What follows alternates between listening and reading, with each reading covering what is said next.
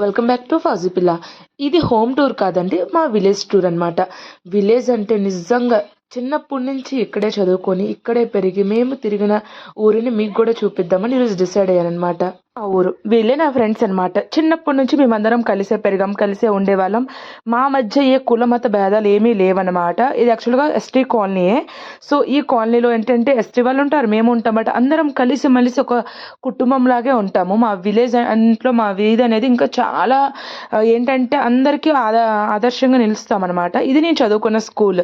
చిన్నప్పుడు ఇక్కడే తన్నులు కాసాను, ఇక్కడే తిట్లు కాసాను. ఈ స్కూల్ వల్లే నాకు ఈ పొజిషన్లో ఉన్నాను అనమాట. మనం ఎంత పెద్ద పొజిషన్కి వెళ్ళినా, మనకి ఎంత డబ్బు సంపాదించినా మనం ఎప్పుడు పుట్టిన ఊరిని మర్చిపోకూడదు అంటారు కదా. నేను దాన్ని బాగా నమ్ముతాను. ఎందుకంటే ఎక్కడి వరకు వెళ్ళినా, ఎన్ని దేశాలు వెళ్ళినా నేను ఈ ఊర్లోనే పుట్టాను, ఈ వీధిలోనే తిరిగాను, చిల్లరగానే ఆడుకునేదాన్ని. మాకు అప్పుడు ఏమీ తెలియదు అనమాట. ఒక రూపాయి దొరికితే ఒక అదృష్టం అనమాట. అట్లా ఉండేదన్నమాట. ఈ వీధిలోనే నచ్చినట్టుగా తిరిగాము. ఇది యాక్చువల్గా ఒకప్పుడు ఏంటంటే ఎక్కువ ఎద్దులు ఆవులు ఎక్కడ పడితే అక్కడ కనబడ్డాయి. ఇప్పుడు మాత్రం ఎద్దులు లేవు, అన్ని ట్రాక్టర్స్ అయిపోయాయి. ఈ ట్రాక్టర్స్ రెండు మా అన్నయ్య అనమాట. మా అన్నయ్య దగ్గర ఇంకో మిషన్ కూడా ఉంది. అండ్ ఈ వీధి మా అమ్మమ్మ వాళ్ళ వీధి ప్లస్ మా నానమ్మ వీధి. ఈవిడ మా అమ్మమ్మ అనమాట, నా గురించి వస్తుంది. మా అమ్మమ్మ ప్లస్ నానమ్మ ఇద్దరు ఈ వీధిలోనే ఉంటారు. కొంచెం ముందుకెళ్తే మా ఇల్లు ఉంటుంది.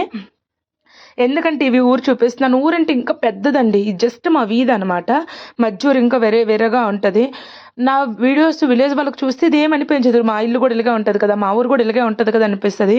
కానీ ఎవరైతే పుట్టినప్పటి నుంచి సిటీలో ఉన్నారో, సిటీలో పెరిగిన వాళ్ళకి మాత్రం కొంచెం వేరేగా అనిపిస్తుంది అనమాట. వాళ్ళ కోసం చూపిస్తున్నాను అనమాట ఇక్కడ ఎలా ఉంటుంది ఊరు అనేది. ఇప్పుడైతే డాబా ఇల్లులు వచ్చేసాయి, కానీ ఒకప్పుడు నేను పుట్టినప్పుడు కూడా మా ఊర్లో మా ఇల్లు కూడా పురిల్లేనమాట.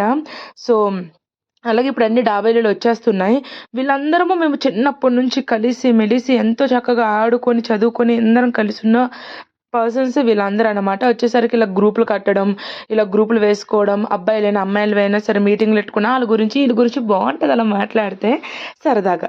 సో ఇది మా పక్కిల్లు. వాళ్ళు ఏదో నాకు ఏడిపిస్తున్నారు అని చూపిస్తున్నాను. ఇది మా ఇల్లు అనమాట.